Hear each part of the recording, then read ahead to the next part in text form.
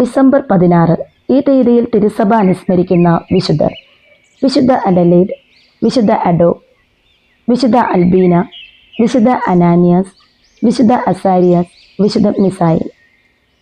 വിശുദ്ധ അഡലേഡ് 930-999 കാലഘട്ടത്തിലാണ് വിശുദ്ധ അഡലേഡ് ജീവിച്ചിരുന്നത്. ഉത്തര ബുർഗണ്ടിയിലെ രാജാവായിരുന്ന റുഡോൾഫ് ദ്വിതീയൻ്റെ മകളാണ് അഡലേഡ്. ആധുനിക സ്വിറ്റ്സർലൻഡിൽ സ്ഥിതി ചെയ്യുന്ന ഓർബെ കാസിലിലാണ് അഡലേഡ് ജനിച്ചത്.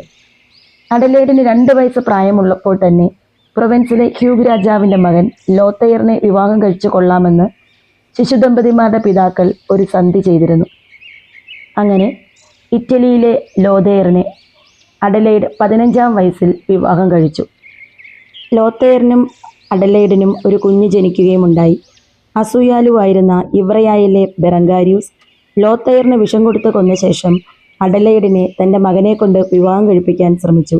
അതിന് രാജ്ഞി സന്നദ്ധയാകാഞ്ഞതിനാൽ അവളെ ബെറങ്കാരിയൂസ് ജയിലിലടച്ചു. എന്നാൽ പിന്നീട് അഡലേഡ് കനോസയിലേക്ക് രക്ഷപ്പെട്ടതായിട്ടാണ് ഐതിഹ്യങ്ങൾ പറയുന്നത്. അവിടെ അവൾ ജർമ്മനിയിലെ ഓട്ടോയോട് സഹായത്തിനായി അപേക്ഷിച്ചു. ആ സമയത്ത് ഇറ്റലിയിൽ സമാധാനം സ്ഥാപിക്കാനായി ജർമ്മൻ രാജാവ് ഓട്ടോ അക്കാലത്ത് അവിടെ വന്നു ചേർന്നിരുന്നു. അദ്ദേഹം അഡലേഡ് രാജ്ഞിയെ സ്വതന്ത്രയാക്കുകയും 20 വയസ്സ് എളുപ്പമായിരുന്ന അഡലേഡിനെ വിവാഹം കഴിക്കുകയും ചെയ്തു. 962 ഓട്ടോ റോമായിൽ വെച്ച് ചക്രവർത്തിയായി. ഈ വിവാഹത്തിൽ 5 കുട്ടികളുണ്ടായി. 973 ഓട്ടോ മരിച്ചു. മകൻ ഓട്ടോ ദ്വിതീയൻ രാജാവായി. മകനും മരുമകളും കൂടിച്ചേർന്ന് അഡലേഡ് രാജ്ഞിയെ പുറത്താക്കി. രാജ്ഞി ക്ലൂണിയിലെ ആബട്ടിൻ്റെ മാധ്യസ്ഥം തേടുകയും അദ്ദേഹം സമാധാനം പുനഃസ്ഥാപിക്കുകയും ചെയ്തു. ഓട്ടോ ദ്വിതീയൻ 983 മരിച്ചു. അദ്ദേഹത്തിൻ്റെ അമ്മ തെയോഫാനോ റീജൻ്റായി ഭരണമേറ്റു.